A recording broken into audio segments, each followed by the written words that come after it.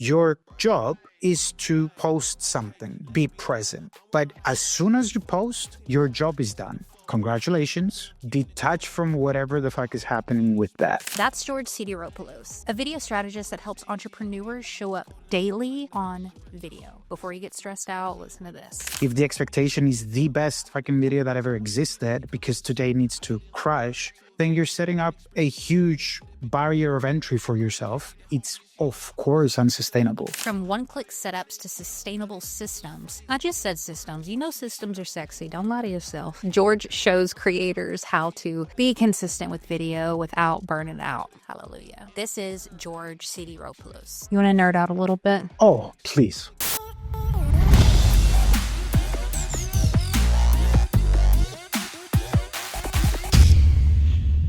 George, let's picture you sitting on an airplane and there's a stranger that's sitting next to you and they look over and they say, "What do you do for a living?"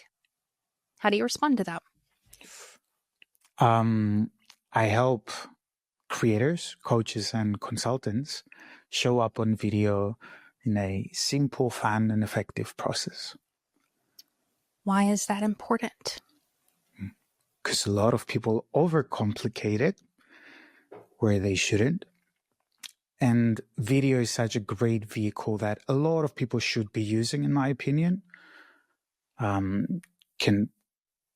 very, let's just say, leveraged move, quote unquote, not to use any business terms because I don't know who's sitting next to me on the plane, but great move for anyone who's looking to expand, let's just say, either their business, either their persona in a sense, their personality rather, their personal brand, as they say, or their brand or their business online through video. It's such an amazing tool to have in your tool set. It is. And I can say it's changed my life. And I would venture to say it's changed your life. And we get told as creators to be on video. And I think that when we hear it, most folks internally roll their eyes because they go, "Oh, I don't want to be on video. I don't want to be on video." So before we get into the tactics of what you teach your community and what's been the secret sauce for you, how has video shaped and transformed your life personally? Because you were a musician before this, I believe. Mm-hmm. Full-on musician, indeed. But something that I actually came to realize lately was even back in my music days, a lot of opportunities would arise simply because, yes, I was doing music, but I was showcasing that music through video. So a prime example for me was when I was studying in the US, in Los Angeles, and I was studying music production, basically.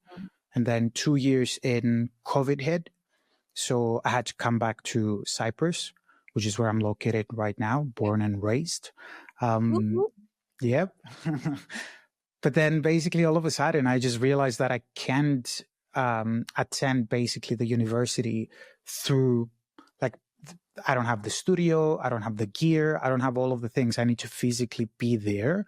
So I postponed my studies while I was in my studies in the music production, let's just say. So I was just in Cyprus and I'm like, okay, cool. Now, what do we do now? So while I was in LA, I used to post little videos of me playing the guitar, writing a few songs, doing this, doing that. Long story short, an application came, a company in Greece asked me to go and work for them in Greece out of nowhere. And their reason was, we just saw your videos online and we think you'd be a great fit for our studio here. And one of the biggest aha moments for me, which I still have kind of engraved in my mind, you know, when you go to your first gig or your first job and they're like highest level of education. I don't know if we mentioned this last time, but I don't know. That's just how powerful it is for me. But it said, highest level of education. And it was, I think it's high school. I mean, it was a college. It was the one before that. I don't know what you guys have in terms of GED. We call it Liceo, but I'm assuming it's like the same thing for you guys, like high school. Yeah. To which didn't click back then, but it clicks now because video is what I do, on simply just the power that it gave you. And again, the opportunities rather that it unlocked for me. Simply a guy just with a phone, setting a phone, playing the guitar, writing songs, doing all of those things, and just putting it out there. Yeah. And then out of the blue, you get a job. And then, as we know, like step by step, you build towards that, and that brings another thing, etc., etc. Now, tell me if I'm off on this, and I'll make sure I'll link up your previous episode in the show notes. There's more context there. But at this point, when you got this opportunity because they saw your video, you weren't like popping on the internet. You weren't like an influencer, millions of views or anything like that. Tell me if I'm wrong. No, you're shaking your head. Not even close. No. We're I know. talking like, an Instagram account with 2,000 followers back then, Right. but it was like, in Cyprus, if you know someone, 10 other people, simply because it's such a small community. So like 2,000 people is like normal to an extent. But yeah, nothing huge, nothing huge. Like I can't even explain how minimal, let's just say, the engagement, quote unquote, or the interaction was with those videos. How do you coach folks to get past that being seen? Because there's the physical scene, like here's my face, you're going to see me. And then there's you're going to see me. You're going to hear my point of view. I'm going to be vulnerable. I'm going to share something that maybe is controversial or maybe I've never said before. There's physical scene and there's being seen. How do you help folks get over that? Something that I personally notice, again, as let's just say from my time as a musician, which helped a lot when it came to video, I kind of saw it almost like a parallel with showing up on stage to play a gig. Yeah. Because it's not even you getting seen. It's like all eyes are on you. Like the spotlight is on you, whether you like it or not, which to an extent it's even quote unquote worse. Rather, because a video is like, someone may see it, but most people won't. When you go on stage, everyone is looking at you. Mm-hmm. Yeah. So the way to overcome this, again, depends on what type of person I think you are, and what has worked best. Personally, when it comes to my coaching, I do coach differently based on the person that I have in front of me. When I know that someone is like, as George would do it, is just brutal, quote unquote, force. It's just go for it. We both know that you need to put in 100 reps. Let's put in those 100 reps as soon as possible so you can just get rid of that anxious feeling of being on camera. We accept that it's going to suck. And that is the indication that we actually are looking for. We want the video to suck. We want to see it and be like, I'm not posting that, and post it. Like, that's what we want. And some other people need a little bit more of guidance in a sense. And one of the main things that I've seen work a lot is just introducing different tips and different tricks, rather, when it comes to showing up on video. Like a few, just as much as we have warm-ups when it comes to your vocal cords, let's just say, before you hop on stage, practicing that same approach by turning on, by being in front of the camera. So like a very quick win, let's just say, was memorizing a script, like 5 lines, maybe, not even a huge script, right? Just 5 lines that you know that you've done it in front of a mirror, that you're more than happy to just replicate it over and over and over again. And then just do that for 5 minutes and then start recording your new video. So there's that barrier. And let's say we've gotten past our own thing or just decided that we're going to get past it and we hit record. The other piece is the consistency part, because there's a lot. I was just reading this morning, I forgot what book it was, but the chapter was all about consistency. And there was a quote in there that says that is one of the greatest human flaws, is being inconsistent with anything. So you may be doing the right things, we just don't do them long enough or in the right rhythm. video, my friend, oh my effing God. Like, oh my gosh. I feel like I'm a consistent person and I struggle with it too, like getting out what you're supposed to get out as far as staying on top of mind with the algorithms. But it's another job. It's become another job for me. And I think you, from what I've seen with your work, are kind of revolting against like, this is another job. How do we make this simple? And I'm so curious, like, where did that idea come from? Give me a little bit of backstory, then we'll dive in deep. So one of the main things I wanted to touch on what you just said, which is so true. And I went on through that phase, let's just call it, of I just can't keep up. So what am I doing? What do I need to do? Well, perhaps the bar that you've set is super high. If you're trying to produce a Netflix show every single day, then probably it's not going to be easy. Probably you need a team of 10 editors or 5 or 2. Yeah. So understanding the level of entry, basically, because if I were to tell you, can we hop on a FaceTime call? You'd be like, yeah, man, sure. Like, let's just hop on a call. How easy? That's you being on video. So you can do that. I'm sure you can replicate that. If I tell you, can we hop on a 5-minute call every single day? Most probably you can do that. Mm-hmm. So the consistency aspect is not really the doing it. It's more on what are you actually doing. So meaning exactly. If the expectation is the best fucking video that ever existed because today needs to crush, then you're setting up a huge barrier of entry for yourself. And it's, of course, unsustainable. Understanding that video is the tool that I use as a business owner rather than my chance to showcase how great my editing skills are. So those are two complete different worlds. And depending on which one you want to pursue, quote unquote, then there's appropriate steps for each.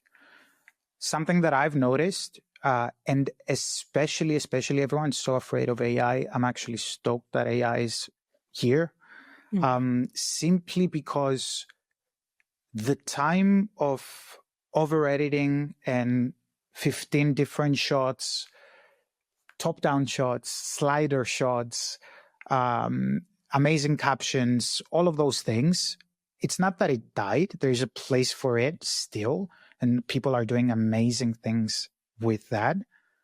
But as a viewer, as an audience member, what I'm currently missing is it kind of goes back to that George with the guitar and the phone. It's like I miss just seeing someone set up a phone and just do their thing. Yeah. Just document what they're doing. I don't care if it's a FX30 with a Sony lens, with the f1.4, with the lights, with all of those things. I love that and I geek about that and I'm nerding out on stuff like that. But understanding again, why do we do what we do? So yeah, I scaled it down a little bit more, not a little bit, a lot more, and made it as easy as possible to just sit down, literally press one button that says record, and then stop that recording and be ready to just ship, quote unquote, like publish a new piece of content now in the next 3 minutes. You used a term in our DMs. I'm trying to remember what it was. Do you know what it was? It was the sauce. Oh, the sauce. What's the sauce? The sauce. What's the sauce? What's the sauce? Sauce. You're like, I'm trying to remember what your sauce is. No. I know inside out what the sauce is. So this is like, what's the promoting in a sense? I'm just going to use a jiu-jitsu analogy here, which is like, get your first white belt, get your first 3 stripes, go to your blue belt, go to your purple belt, and then keep on climbing, right? Same thing goes here. So the sauce is like phase 2, phase 3, phase 4. It's like I personally introduced this idea later down the line with the people that I work with, because it's not so much, it is higher level stuff, but the idea is, how many times have you watched a horror film And inside that horror film, you had, I don't even know, like one of the happiest songs playing. Most probably not. Right. How many times have you watched a super happy movie, comedic movie, romance movie, whatever it is, and the sound design was like someone trying to break through a door, break through a wall to kill someone? Right. Never. Right. So the source is basically what we leverage in the sense of how do we, you have your message that you want to share with your world, with your people, rather, which is what you say in the video. You have the actual video of how it looks. And then we introduce the music. Then we introduce the sound design. Then we introduce the color grading. Then we introduce even the captions if you want to get into that. The idea is we create a vibe. This is the difference of I'm just posting a video to creating an experience for someone who's looking at this. Yeah. So I was just looking, I was creeping on one of your students that Oh, nice. you were resharing. It is, shout out to Dan Forbes. We'll link it up right here. But I was looking at his videos and I could see the brand, the vibe, the professionalism. Using him as an example or whoever, like somebody comes to you and they're like, "Hey, I want that vibe. I want that sauce. I want it to look what you're saying and have that brand style to it, but I don't have 18 hours to spend and I'm not a professional video editor." I know this is a big ass question and this is why people work with you, but like, where do you start to develop that professionalism, but also save time? The main thing that I help people with is, again, as we said before, with like the jiu-jitsu analogy, it's like the first thing we do is we introduce this one-click setup, which is the software that I kind of talked about before, which is kind of modular.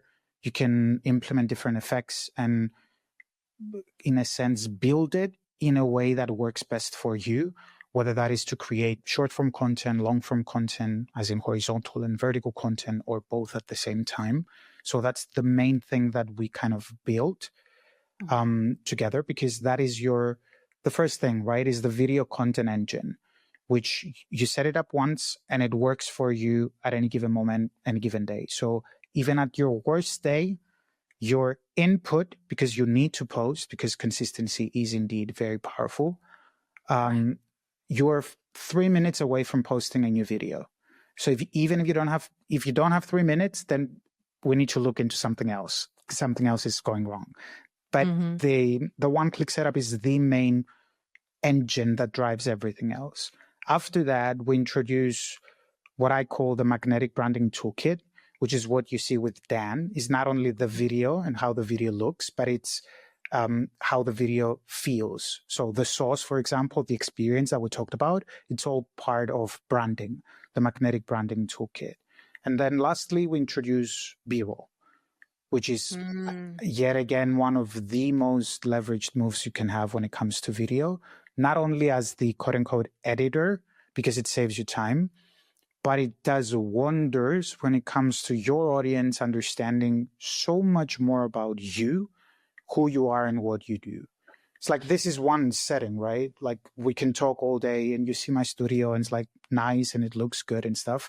But if we cut here and then I introduce a B-roll shot of me training jiu-jitsu, going on a walk, playing music, is like, oh, George does this, George does that. So I'm building context as to who I am with the people who are watching, simply by embedding those small clips of me doing other activities other than just being in front of the camera and talking to the camera.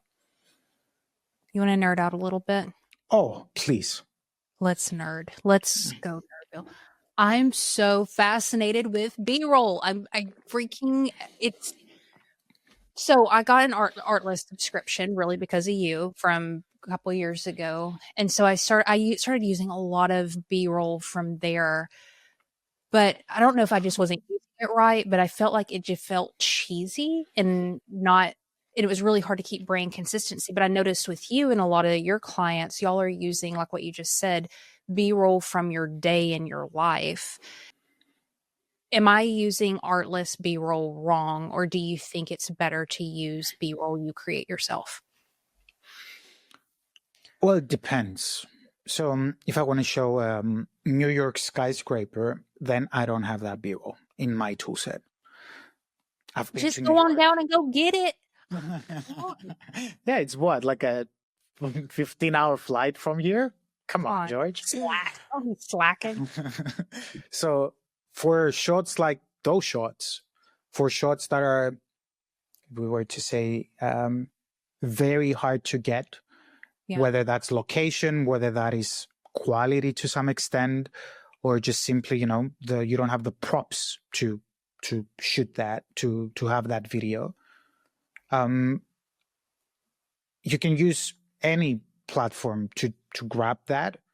But what I highly recommend goes a little bit back to the AI era that we're going through right now.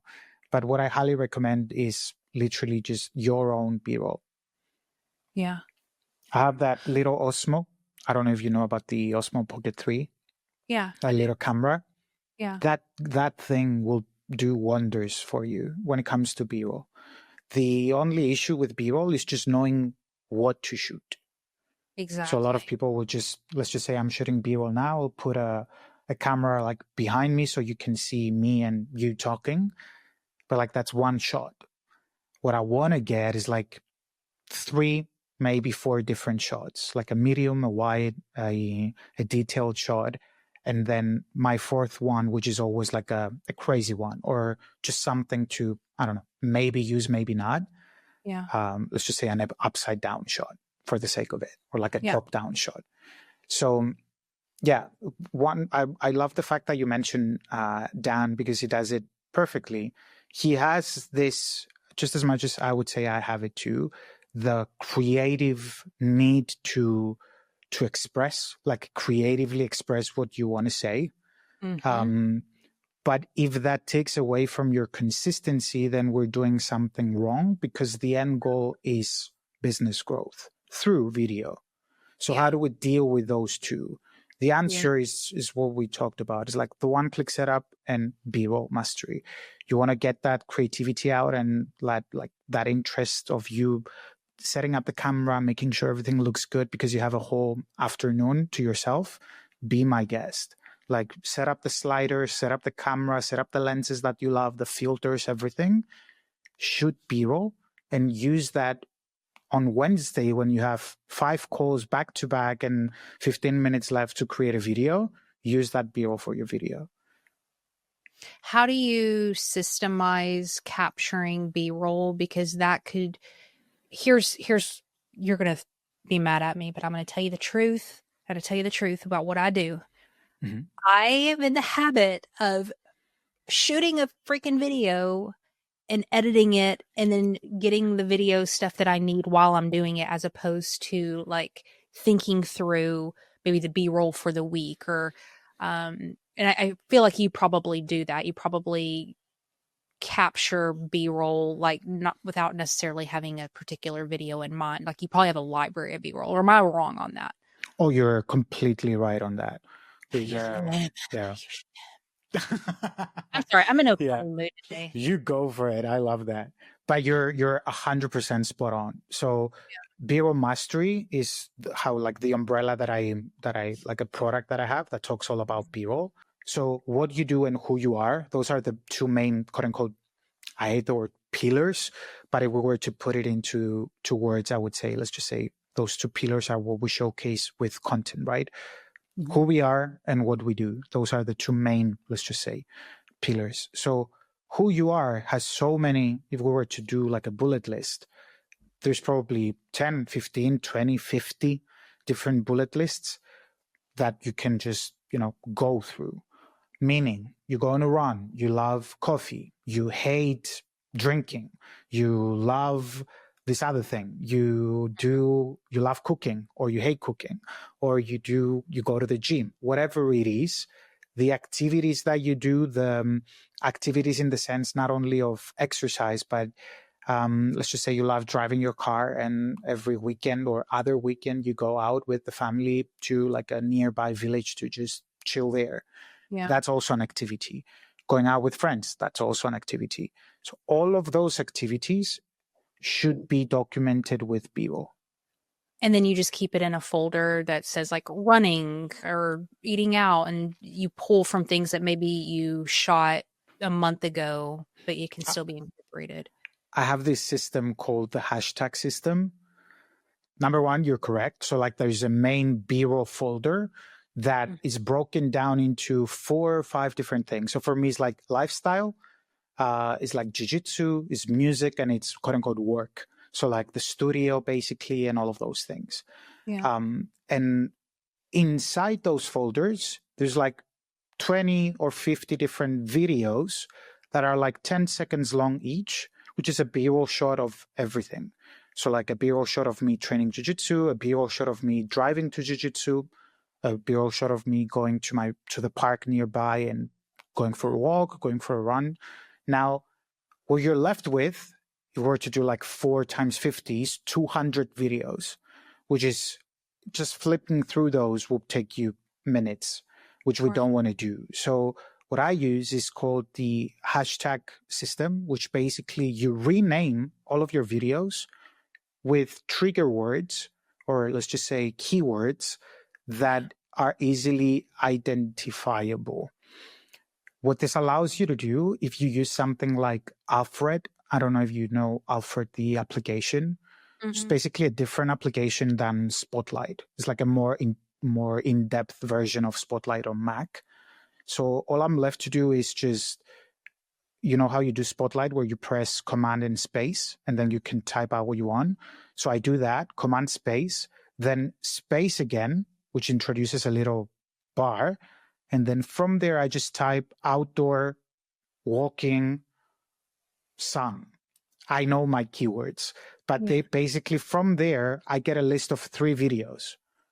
And I know that I'm looking for this one. So immediately I have that video and it's ready to go. Nice. So I don't have to open up a new folder, go to my outdoor videos, click on walking, click on 50 videos to see which one I want. So yeah, that's the hashtag system in a sense. I just remembered that I learned this from you too. You've influenced a lot of my videos. I don't know if you know that because that program was really good, really freaking good. But before meeting you, I don't know if you remember this, I would throw away my ideas. Like I would have an idea and I would use it. And then I'd be like, oh, I'm done with that idea. And you're like, what the hell are you doing, Heather? Like keep all your ideas, even if you use them. So I've never gotten rid of an idea since then. I'm saying that to say sometimes I'll come back and reuse different ideas in my videos that I used a year ago and frame it in a different way. And I'm assuming B-roll's the same way, where we just keep all of our B-roll and can reuse it over and over again. 1,000%, 1,000%. It's like you have, again, you should be conscious in a sense of how you use it. So if you're talking about one of the main things that I love doing is cooking, and then you show a video of you training jiu-jitsu, it's like it doesn't make sense. Right. So this goes back to the editing technique, which is like show, don't tell. So just show me what you do. You don't need to tell me and show me at the same time. You can just show me through B-roll. But yeah, the conscious aspect is more so on like I'm getting a haircut. I wouldn't use videos or like B-roll shots that I have that are like 3 years ago. Right. The only reason I would use those shots is to show difference in, I don't know, this is where we were before and this is where I am right now. Yeah. Like a before and after, right? Right. But it's something that I think you should update regularly, but not to the extent of being a full-on gig, you know? Yeah. It's like you can spend a day or two just filming different shots.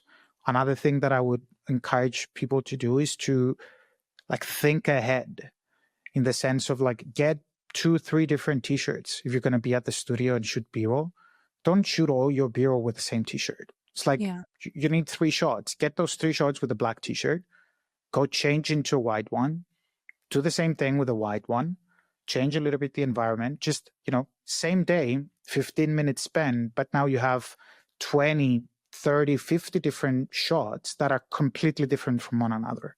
Yeah, that's smart. What about a lot of the content I make is more around kind of philosophical ideas than it is something tactical. So like old Dan here, Dan, we're just going to be your fan on this episode. You know, Give it he's to him. helping. It's great. Let's go. His thing is about fitness, and so like the video I watched, it was habits. So he's eating cereal and he's working out, and the show don't tell makes sense with that. But what about folks like me who have kind of more abstracty ideas? Like, how do we show not tell with that? Because sometimes I feel like, hey, I want to use B-roll because it's boring just looking at my face, but I also don't know what makes sense with B-roll if it's not showing something. I have a video coming out soon about forgiving how sometimes your creative work is blocked because we have bitterness or anger or pain in our hearts. I don't know how to show that through B-roll. Mm-hmm. What is something that I always go to is you can say that. You can also say the same thing, but in a different way. So you can use a parable, you can use an idiom, you can use a metaphor, you can use an analysis. That those versions of the same thing that you want to say are perhaps able to be showcased through a diagram, through a model, through a picture. Something to take note of when it comes to B-roll. What I would do if this was like a question that you came up to me and it's like, okay, what do I do? It's like, it's difficult for me to do this. I would give so much less attention as to what the B-roll video is, so that I can give more emphasis and I can make sure the viewer spends a lot more time reading the captions, for example, and listening to what I have to say. So, for example, if your B-roll is just you in your house making coffee, and then you talk about this huge kind of thing that you need to actually spend time with and think through, the B-roll isn't taking away from that message, which is great. Now, if the B-roll was you driving and like training and walking and running and doing all of those things, it's too engaging, quote unquote, that which immediately takes away, see it almost like splitting the attention. It's like, do you want me to watch the video or do you want me to listen to what you say in the captions? Right. So the best word to describe this is make your B-roll predictable. So like, it's just a Sunday morning. You don't need to show you waking up, but it's like walking down the stairs. Then there's another shot of me walking towards the kitchen. I already know she's going to do something in the kitchen. So my brain switches off in the visual department of what's happening. And in turn, I pay a lot more attention into the actual message and the actual listening aspect of the video, where you as the creator is what you want to do, right? You want me to pay attention to that. So make your video aspect, your visual, predictable. If I know that 1 + 1 is 2, 2 + 2 is 3, 3 + 3 is, you know where this is going, right? So if I were to, exactly. So your mind immediately switches. It's like, oh, I see the pattern here. It's a predictable pattern. I know where this is going. So that switches off, and now I can focus on the other thing. Right. Which just leads me to another thing I want to talk to you about, which was retention editing. You know, the Hermosi phase where everybody's just like jumping really fast and flashing really fast, and there's like some fake money that flies up, and it's just like, oh my God, we've got to hit people with dopamine so fast or they're not going to pay attention to our videos. But then we lose, to your point, we lose what's being said because it feels like we're walking through an alley and getting jumped every 2 seconds. You know what I mean? So I'm curious, like, your thoughts on using retention editing the right way, where it's not abusing the tools, but elevating the experience. There's a big note here that I genuinely took me years to kind of figure out and to kind of fully grasp. Honestly, it's like, who do you want to watch your videos to begin with? it's like I can do a retention graph of, I can't, but I mean, you could do a retention graph of 100%. I saw this lady doing if my video doesn't get 100% retention for the first 6 seconds, then I don't post it. And I'm like, what? Like, what, if you're obsessing over the second of the second that someone will spend on the video, I get it. And I understand the value to an extent of it. But there's nothing humane, in my opinion, to that. And again, I'm taking it all the way back to the whole AI era. It's like, this is an amazing opportunity to say, I don't care about retention editing. I'm going to post a 3-minute video. Yeah. 50 people will see it, and 2 of them will become clients because they spend time with me. One of my worst videos was seen by, like, again, looking more into the business department. The moment that I made the shift and kind of graduated, in my opinion, from like the simple content creator and moved a little bit more into the business owner who uses content, that shift was huge for me personally, because I've built this huge audience. I've done, going from videos that are like 100K, 500K, 380K, 400K, back to back to back to back, and then getting 2,000 views, 5,000 views, 3,000 views. You're like, okay, this is not nice, but it's not nice for who? Because the 500K people are 500K who? Now the 2,000 people are people with 1 million followers, people who are insane, let's just say, in the sense of online business world. It's like top tier, let's just say, coaches and consultants who are like currently my target audience. And seeing the shift when it comes to money in the bank versus likes and follows and views on a video, it just blew my mind. And I was like, why is everyone so obsessed over hitting that 10K, 15K, 100K, 200K, 250K? I'm like, if you're here to serve someone, create a video and create a brand and create a product, create a service, whatever it is that you do, that actually serves that someone. Anyone who is not like them, to an extent, should watch your videos and say, this is bullshit. I'm just going to go to something else. Good. This is not meant for you. Mm-hmm. You have to really quiet, not you, but like us as humans, quiet the ego side down, because the reason we want all that is belonging and validation, and the feeling of you are special and you matter. And I'm like, there's existential crisis shit going on with the work that we do. Like, content is so much more than just content, in my opinion. It's the way that humanity has shifted to create tribes and senses of worth and belonging, and it's just going to intensify. And I'm curious, like, how have you managed? I know you took some time off and stepped away and got recentered and everything, but kind of the day-to-day panic of, well, have you tried this? Or what about this? And growth. And if you're not, growing, you're dead. And how do you kind of tame that beast mentally, and stay focused? Detaching How? completely. Getting, I have it here. I have 2 different phones right now that I'm using at any given day and any given moment, meaning there's one phone that has everything on it. Instagram, LinkedIn, Facebook, YouTube, blah, blah, blah, blah, all of it, emails, etc., etc. Then there's another phone that has nothing on it.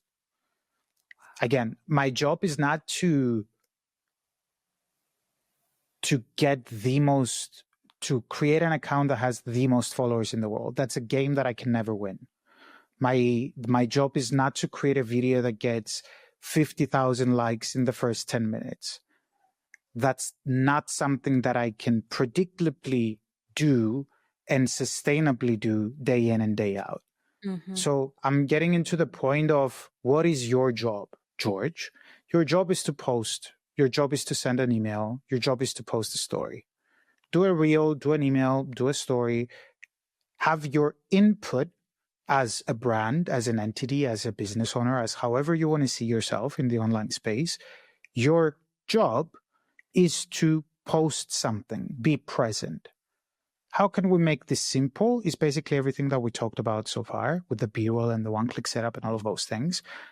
But as soon as you post, your job is done. Congratulations. Detach from whatever the fuck is happening with that. Mm. Whatever will happen, will happen. You did your part. Mm. Now, when it comes time to see it more in a coaching environment, let's just say, it's like, okay, what are we looking for? We're looking for more clients. Are we looking for more growth? Are we looking for easier approach to video? What is the main thing that we're looking for? Based off of that, we introduce new non-negotiables, which are the daily objectives that we have. And that's what we do. Yeah. Period. The concept is detachment, and it has enabled me to be so much more free and also post so much more. Not only because it's so easy for me right now, I mean, with the setup and all of those things, but rather because I dropped down my entry point, as we said in the beginning, to an iPhone showing my screen. My content strategy changed to, I'm just going to document what I'm doing. Look, guys, this is what I did today. I don't know. I hooked up my iPad to my laptop and now I can draw and I can do this and this and that. Cool? Yeah. No. Okay, I like it. So strategy is super simple. Producing the videos becomes 1,000 times more simple. So all there's left to do is just do it. Do I want more people to watch? Do I want more followers? Do I want more potential clients coming in, leads, etc., etc.? Then do 2 of those. How easy it is to produce. 5 minutes. Do you have 10 minutes today? Yes. Can you post twice? Yes. Good. So by the end of today, I'm going to say, what do I have to do tomorrow? Do those 3, 4 different things that are my non-negotiables and just do them. Yeah. Here's what I heard today, and I want to tell you what I missed, or you tell me if I missed anything. I heard that first and foremost, we need to get really clear on why we're making videos. Is this to become a filmmaker, or is this to grow our business? We need to get really clear on who we're speaking to and drown out the noise and the ego part of wanting to build a huge ass following because it makes up that our moms didn't hug us and just stay focused on who we're trying to serve. Then we need to figure out a system, whether it's working with you or systemizing the creation process and simplifying it to where it's lower barrier to entry. There we go. Mm-hmm. So we can create more. And there was a lot of tactical tidbits in there as far as your vibe and B-roll and retention and so forth. But overall, I think the main takeaway I got from this, and then I'll kick it to you, is clarity. Real clear on why you're doing what you're doing and remaining calm that you can trust the plan that you have and being willing to trust that and not adjust and change based off of fear. Give it time. This is one of the main things. It's like, okay, we're going to set up this strategy. We're getting clear with who we're talking to, what the content that we're producing is, how to simplify the process, blah, blah, blah, blah, blah. We're doing all of those things. Check, check, check, check, check. Don't come a week from now and you're like, but nothing is working. It's like, yeah, because it's been 7 days. That's why. Preach. And yeah, go. I was going to say the only add-on I would say is to believe to what you're doing, basically believing in the fact that it's going to work out and it's going to convert, it's going to happen, and it's going to, whatever that is for you, has a lot more to do with the trust that you have for yourself, the trust in your current knowledge that you have, something that as you mentioned, I took a huge break in a sense. I don't recommend everyone to take a break, but I've gotten to a place where I know how to come back from that. I know the types of content, I know the vibe, I understand. I don't know everything, but I know how to leverage this thing called video, how to use this thing called video. So it's the ability to not only believe in where you're going, but also trusting yourself with that path and giving it the appropriate time to just, actually come into fruition. Yeah. Are you spiritual? I would say so. Yeah, definitely. What do you subscribe to, if anything? So the spiritual thing, I don't put a label on it personally. I don't subscribe to a specific thing. I just love reading, if I'm honest with you, like exploring different approaches. Adlerian psychology is one that I've been kind of obsessing over lately. Buddhism to an extent, like Taoism to an extent. There's so many different, okay, although those are like more like philosophies in a sense. Not so much on the Buddhism, but yeah, just psychoanalysis. I love the idea of how people think and why they think the way they think. So yeah, it's just not only seeing it from myself and sitting with myself and kind of simmering on all of those thoughts, but also reading about it and actually testing, which is the main thing. It's like you can read all about it, but it's like business wise, you only convert when the money comes in. It's like everyone will say, yeah, man, I'll buy that product. It's like, as long as I see a notification from Stripe, then I know that you bought the product. But, words are just words, just this, to the same extent of books and philosophies and religions and whatever it is, it's just words. What you do in the field is what matters the most. And that's how you test out things. Preach. One last question for you, but thank you for coming on.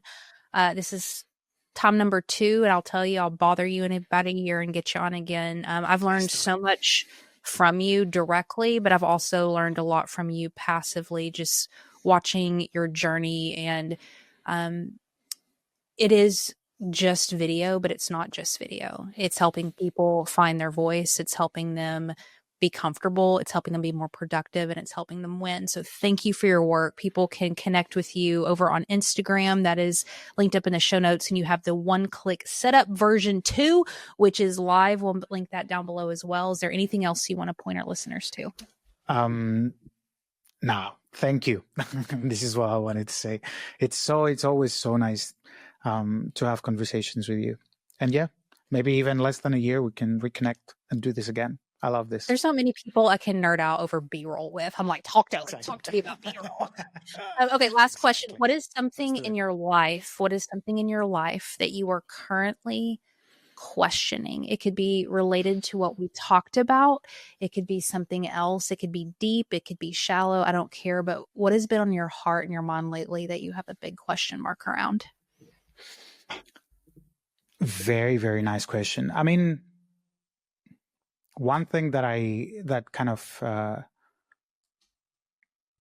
don't know how to frame it, just questioning your beliefs, if that makes sense. I've seen it firsthand when it comes to business and, reaching for, they say, reach for the moon, and if you land on the stars, whatever that phrase is. But the biggest bottleneck will inevitably always be you. So what does that mean? Question mark for you right now, for where you want to go, for all of those things.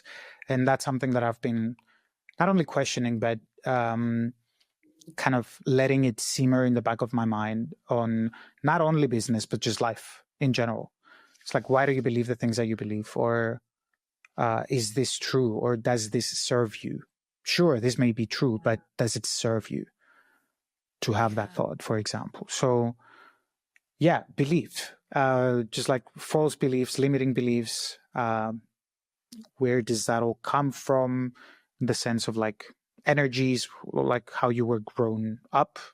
Why do you believe the things that you believe? Again, regardless of domain, whether it's money, whether Yep. it's friendships, relationships, whatever it is, religion, all of those things. So yeah, I don't know if that answers the question. I don't think I have Oh, yeah. a single thing. Oh, okay, cool. Dude, that's like my life. Is everything you just said. Like that's, yeah, it's a deep rabbit hole, and it's the wild thing is we'll never really have answers to any of it. Isn't that beautiful Hey, though? I don't know. hey. I just love that part. It's amazing. Sorry for cutting you off. No. That's something I'm working on right now, is trying to fall in love with mystery. Like, it's okay, and actually it's actually beautiful, and what a gift it is to like wrestle with things and things being a mystery. Like, that's a gift, and as humans we want to solve everything, but man, what if like the gift was in not knowing? I'm with you on that.